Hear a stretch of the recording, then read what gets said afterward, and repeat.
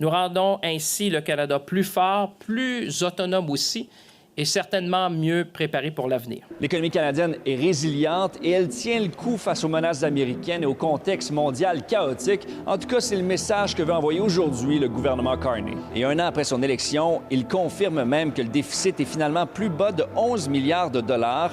Plutôt que de 78, il sera de 67 milliards.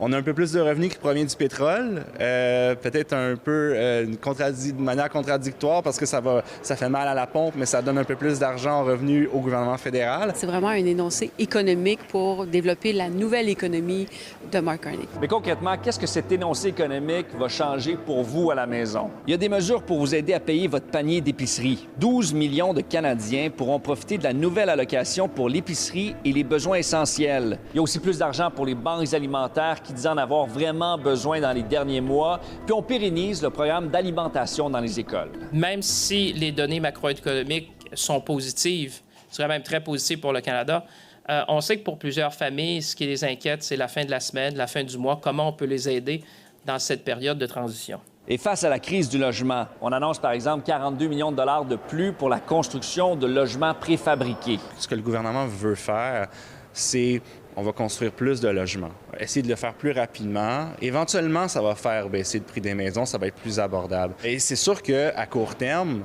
on ne voit pas les bénéfices tout de suite. C'est un pari sur plusieurs années. Et le gouvernement Carney veut aussi mobiliser la jeunesse. En lançant Équipe Canada Forte, on veut mobiliser jusqu'à 100 000 jeunes pour affronter les défis de notre époque. C'est ça le point majeur du budget, c'est en matière de formation. On se rend compte que le gouvernement voit qu'il y a des besoins de main-d'œuvre dans plusieurs secteurs de l'économie, dans les métiers surtout. Et donc, on dit aux jeunes, si vous voulez aller travailler dans ces domaines-là, on va vous aider du début à la fin, on va vous aider financièrement, on va aider les entreprises aussi. Je pense que pour le gouvernement, d'aider les gens, c'est en créant des nouveaux emplois bien payés. Puis ça commence par former des gens pour ça. Même si l'économie canadienne est encore dépendante de son voisin du Sud, le gouvernement Carney dit avoir réussi à multiplier les accords avec d'autres pays de la planète. Est-ce que donc le Canada est dans une bonne situation financière en ce moment?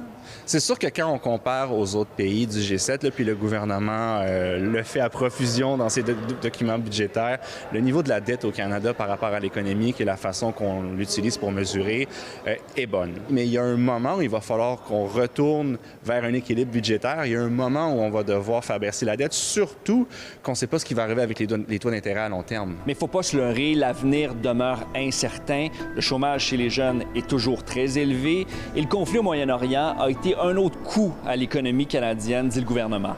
À Ottawa, Étienne Fortin-Gauthier pour Nouveau Info.